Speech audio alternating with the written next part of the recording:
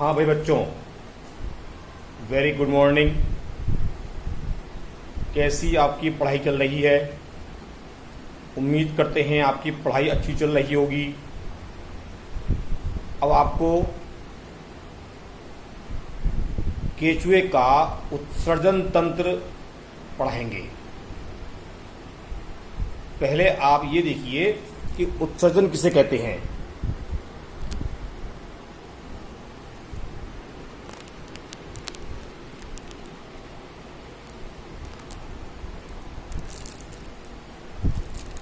उत्सर्जन का मतलब होता है शरीर में पाए जाने वाले जो विषैले पदार्थ होते हैं उनको बाहर निकालने की क्रिया उत्सर्जन कहलाती है। कहने का अभिप्राय ये है कि शरीर में नाइट्रोजन उपापचय के फलस्वरूप जो हानिकारक पदार्थ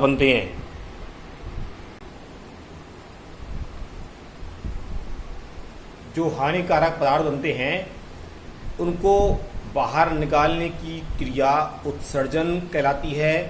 और इस कार्य में जो अंग भाग लेते हैं वो परस्पर मिलकर के एक सिस्टम बनाते हैं जिसे कहते हैं उत्सर्जन तंत्र। तो हम लोग पढ़ रहे हैं अर्थवर्म यानी कि केचुआ, जो कि एक अकशेरुकी कृमि है, जमीन पर रेंगता है, छोटा प्राणी है और इसके लिए जो ये भोजन ग्रहण करता है उसमें कार्बोहाइड्रेट, प्रोटीन, वसा इत्यादि पदार्थ होते हैं।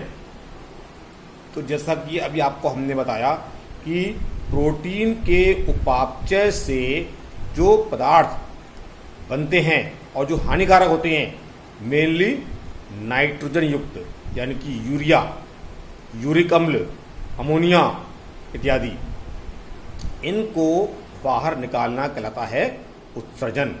ठीक है, तो आप ये समझ लीजिए कि जैसे मनुष्य में इस कार्य के लिए यकृत और गुर्दे यानी कि किडनी सहायता करते हैं, वैसे ही केचुए में आप देख रहे हैं बोर्ड पर लिखा हुआ है नेफ्रीडिया। नेफ्रीडिया प्रमुख उत्सर्जी इकाई होती है। अपने अंदर होता है लिवर और किडनी, यहां पर कौन काम करता है? ये नेफ्रीडिया। ये जो नेफ्रीडिया होती हैं ये केचुए में 3 प्रकार की होती हैं।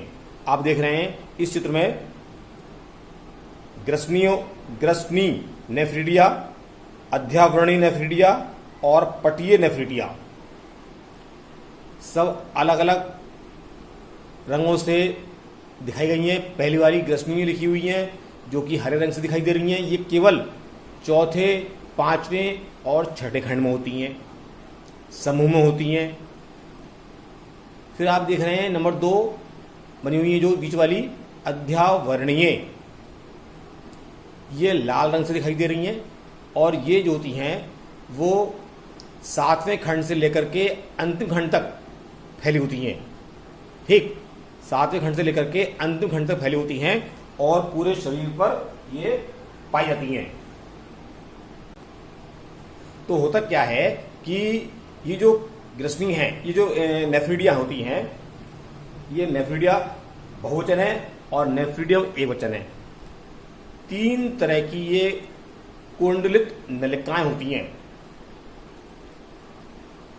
पहली लिखा हुआ है नीचे, आप देखिए नियम नीचे लिखा हुआ है पटीय नेफ्रीडिया नंबर 1, नंबर 2 अध्यावरणीय और नंबर 3 ग्रसनीय नेफ्रीडिया। मतलब नंबर से कोई मतलब नहीं है, आप पहले कोई मान लीजिए, लेकिन जो हिसाब से हम पढ़ाएंगे वो बुक में भी दी हुई है, उस हिसाब से आपको नंबर डाल के दिखा दिए हैं। अब इनकी रचना अलग अलग होती है, आपको भी बताया जाएगा। सबसे पहली जो है कौन सी है? पटीय नेफ्रीडिया।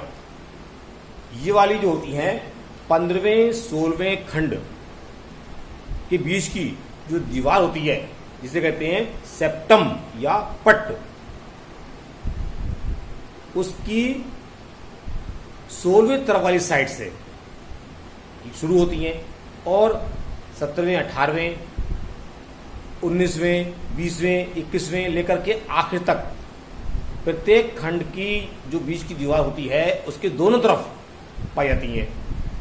तो समझ में आ रही बात नहीं आ रही है कि पहले शुरू होती है कहां से, ये 15-16वें खंड से। इस प्रकार देखिए, देखो ये चित्र बना हुआ नीचे, इसमें देख रहे हैं आप कि 15वां 16वां खंड बना हुआ है, 17वां 18वां फिर लास्ट दिखा रहे हैं। तो 15वें खंड की तरफ जो सतह है इसकी अंदर, उसमें ये नहीं होती हैं, लेकिन 16वें खंड की साइड में ये पाई जाती हैं। फिर 16वें 17वें खंड के बीच की दोनों तरफ होती हैं, 17वें 18वें खंड के बीच में दोनों तरफ होती हैं, 18वें 19वें 20वें हर एक खंड के पट की दोनों सतह पर ये पाई जाती हैं। जैसे कि आप इस चित्र में देख रहे हैं, इधर ये जो चित्र है पूरा, ये एक पट का है। ये पूरा पट है, दीवार जो ये चित्र बना हुआ है वाला, ये दीवार है। ये दीवार पूरी इस प्रकार की है, सामने से दिखाई दे रही इस प्रकार की और वैसे दिखाई दे रही है इस प्रकार की। तो आप ये समझ लीजिए कि इस पट के ऊपर इनका जो विन्यास होता है वो इस प्रकार से होता है, इस प्रकार से देख रहे हो। ये पूरी एक दीवार है, पूरा एक पट्टे, ये एक साइड है इसकी। अब पीछे की साइड तो बोर्ड दिखाई देगी नहीं, इसलिए आप एक तरफ की दिखाई दे रहे हैं। मान लीजिए इस तरफ की दिखा रहे हैं हम, इस तरफ की ये वाली, ठीक है, तो ये दिखाई दे रही है। अब इस पट पर आप देख रहे हैं ये हरे रंग की जो दिखाई दे रही है नलिका, नाम हुआ है पट्टीय उत्सर्जी नाल। और ये पूरी क्या है, आंत है। ये आंत की बस काट है। ऊपर देख रहे हो आंत्रोपरी उत्सर्जी नलिकाएं, 2 नलिकाएं हैं, दुनाली बंदूक की तरह होती हैं। बाहर से 2 दिखती हैं, अंदर ये दोनों मिलकर के एक हो जाती हैं। ये देखो ध्यान से, ये और ये जो है आप देख रहे हैं, एक नलिका ये हो, एक नलिका ये, दोनों परत मिली हुई हैं, अंदर से एक है और बाहर से ये दोनों अलग अलग दिखाई दे रही हैं। तो इस पर ये जो पट्टीय, जिसका नाम क्या होता है, आंत्रोपरी उत्सर्जी नलिकाएं, ये इस पर खुलती हैं पट्टीय नेफ्रिडिया, सॉरी पट्टीय उत्सर्जी नाल। पट्टीय उत्सर्जी नाल जो होती हैं वो पट के ऊपर चिपकी होती हैं एक तरफ। तो दोनों तरफ की पट्टीय उत्सर्जी नालों पर आप देख रहे हैं लाल रंग की लगी हुई है ये पट्टीय नेफ्रिडिया, ठीक। प्रत्येक पट पर टोटल संख्या होती है पट्टीय नेफ्रिडिया की 80 से 100, ठीक, दोनों तरफ, यानी कि इस तरफ भी और इस तरफ मिलाकर के हो गई टोटल 80-100 एक पट पर। ये देख रहे हो ये वाली, तो दोनों तरफ मिलाकर के 80-100 हो गई एक तरफ, यानी कि 16वें खंड की तरफ या 17वें खंड की तरफ। एक तरफ होंगी 40 से 50 और इस तरफ होंगी दायां बाएं इधर इधर 20 से 25। तो कुल मिलाकर के एक पट के एक साइड में एक तरफ होती हैं 20-25, इधर होती है 20-25, कुल हो गई ये 40 से 50 और दोनों तरफ मिलाकर हो गई 80 से 100। ये इनकी संख्या और इनका संक्षिप्त विवरण हो गया। अब आप ये देखिए कि ये जो होती हैं नेफ्रिडिया, वो एक विशेष नलिका होती है, उसके द्वारा पट्टीय उत्सर्जी नाल पर जुड़ी हुई हैं। तो ये जो होती हैं बिल्कुल ऐसे देखने में लगती हैं जैसे कि हवा में पेड़ लहराते हैं और जड़ से जुड़े होते हैं जमीन पे। पूरे शरीर की कोशिकाओं से स्रावित उत्सर्जीय पदार्थ केचुए की देह गुहा में निरंतर मुक्त किए जाते रहते हैं और वो देह गुहा के अंदर जो द्रव होता है उसमें निलंबित होते रहते हैं। इनकी बनावट अभी हम पढ़ेंगे, इनकी पट्टीय नेफ्रिडिया की। इसमें रचना होती है मुखिका, मुख जैसा होता है, वो जो होता है देह गुहा के अंदर जो द्रव भरा होता है जिसे कहते हैं देह गुहीय द्रव, उससे इन पदार्थों को नेफ्रिडम की मुखिका या नेफ्रोस्टोम सोखते रहते हैं, एब्जॉर्ब करते रहते हैं और उसके बाद उसको छान करके केवल हानिकारक पदार्थ इस हरी वाली जो देख रहे हैं क्या चीज, पट्टी उत्सर्जित नाल, इसमें मुक्त कर देते हैं। और ये पदार्थ जो हैं चढ़ करके ऊपर आ जाती हैं किसमें, आंत्रोपरी उत्सर्जी नलिकाओं में, जहां से ये आंत के अंदर मुक्त कर दिए जाते हैं। आपको बताया था हमने कि ये जो होती हैं पट्टीय नेफ्रिडिया वो 15वें 16वें खंड से प्रारंभ होती हैं। तो 15वें 16वें खंड से ही ये वाली नलिका कौन सी, आंत्रोपरी उत्सर्जित नलिकाएं प्रारंभ होती हैं, इससे पहले ये नहीं होती हैं।